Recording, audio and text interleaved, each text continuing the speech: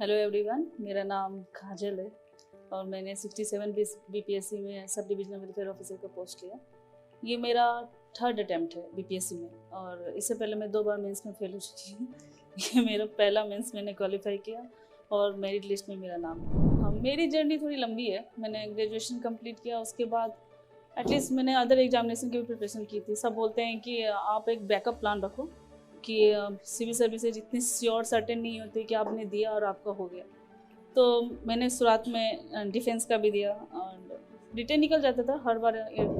Interview में मैं छट जाती थी। फिर मैंने 65 से स्टार्ट किया देने के लिए बीपीएससी का। एंड उस समय जब दिया तो उस समय में मेरा प्रीलिम्स हो गया, फिर मेंस नहीं हुआ क्योंकि मेंस की तो मैंने प्रिपरेशन कभी की ही नहीं। फिर मैंने 66 भी दिया, फिर प्रीलिम्स हो गया, फिर मेंस नहीं हुआ मेरा। फिर 67 जब दिया तो इस बार मैंने सोचा था कि अपना एटलीस्ट सब कुछ सही जीरो से स्टार्ट करेंगे। तो मैंने सबसे पहले अपना ऑप्शनल साइड चूज किया, मैंने सोशियोलॉजी अपना लिया। फिर प्रीलिम्स तो मैंने सेल्फ स्टडी से किया था और फिर उसके बाद जब मेंस का समय आया तो फिर मैंने सोचा कि अब अच्छे से प्रॉपर गाइडेंस लेते हैं।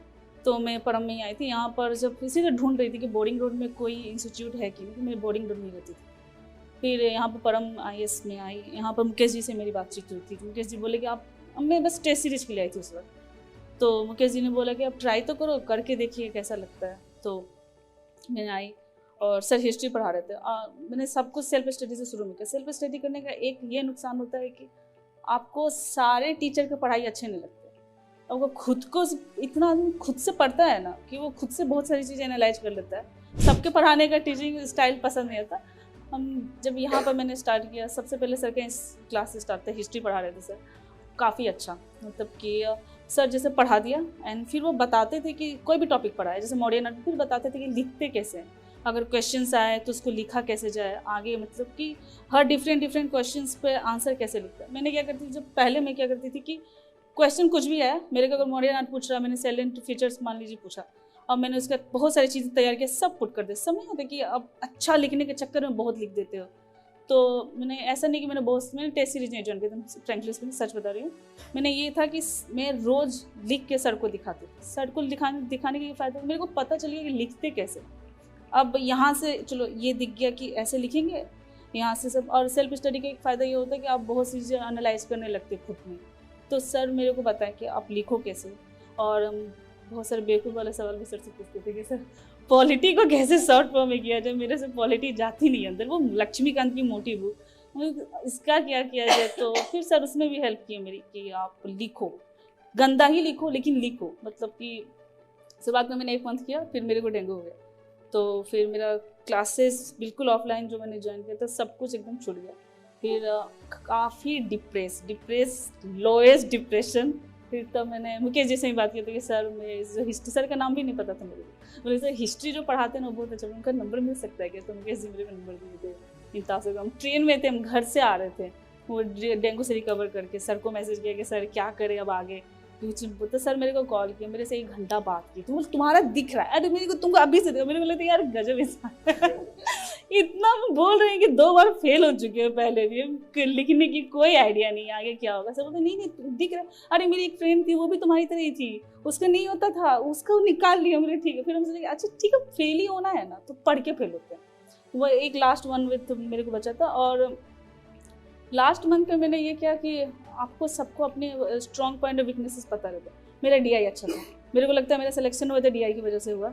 तो मैंने बोला डीआई अच्छा है, चलो कुछ नहीं, अब बस कंज्यूम करते हैं। तो मेरे पास समय नहीं था कि इतना टेस्ट सीरीज लगाऊं और देखूं कि क्या, शायद टेस्ट सीरीज लगाती और अच्छा रैंक आ सकता था। सर से और कांटेक्ट में रहती ज़्यादा, सर से और गाइडेंस जैसे बाकी स्टूडेंट लिए इतना अगर रहती तो शायद और अच्छा रहेगा। लेकिन मेरे साथ उस समय 1 मंथ थे।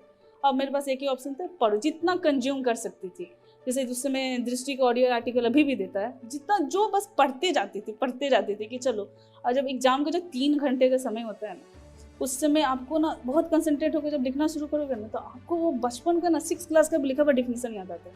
आपको एकदम बेहतरीन लिखने की जरूरत नहीं है, बस 8 क्वेश्चन लिखो। सर मेरे को बोले थे तुम 8 क्वेश्चन बस लिख के आना, क्या मतलब कि बच्चा वाला भी लिख रही हो ना डिफिनेशन, बस लिखो।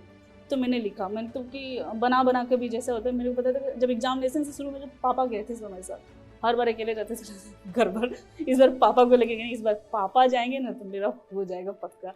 फिर पापा लगा, पापा कहते बेटा तो फर्स्ट आएगा, मतलब पापा फर्स्ट का तो पता नहीं, पास हो जाए वही है। तो वही उस समय भी लगता है बस DI आता और कुछ नहीं आता। हम मेरा जिस दिन पेपर था, दिन GS1 GS2 एक ही दिन में था, ऐसा नहीं था कि अलग अलग था, एक ही दिन में था मेरा। फिर बस इतना पता था कि DI आता। अगर आप बहुत फुली कंसंट्रेट होकर जाओ, अपने आप पर यकीन रखो कि हाँ जैसा भी पेपर होगा, कुछ भी होगा, कुछ भी पूछेगा, इतना कंज्यूम कर लो, होता है ना रिसोर्सेज मटेरियल सब, कि आप नॉलेज कि वहाँ पर बना के भी लिखना पड़े ना, क्योंकि कुछ क्वेश्चंस पूछेंगे एकदम नया नया आपको, वो लिखने के बाद सारे 8 क्वेश्चन में से 8 क्वेश्चन लिखे जैसे सर बताते हैं ना।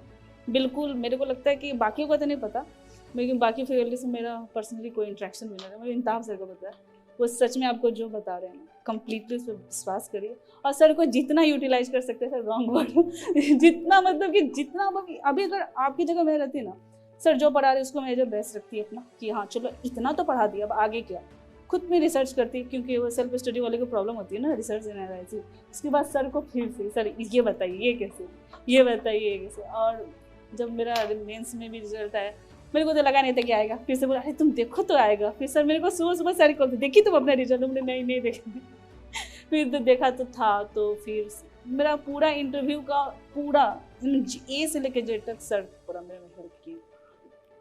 सर मेरे से पूरे दिन बात करते थे, पूरे दिन नहीं मतलब कि पर डे का आधा घंटा वो मेरे से बात किए, खुद बताते थे अगर ये क्वेश्चन पूछेगा तो क्या लिखूँ, क्या बोलोगी तुम। और इतने अंडर कॉन्फिडेंस इंसान हो, हमको लगता था कि बोल दे ना बस अपना नाम, वही बहुत बड़ा चीज़ है। वहाँ पर बस अपना नाम मेरे से पूछ देता, वहाँ पर जहाँ भी मॉक देने के लिए वहाँ सर जो बताते थे बस जाकर वो जो समझाएं वहाँ पर जाकर बोल दिया, ठीक था। रिस्पॉन्स सबको लगता था कि हो जाता, मेरे को आज तक नहीं लगता मेरा कैसे हो गया अभी भी स्टिल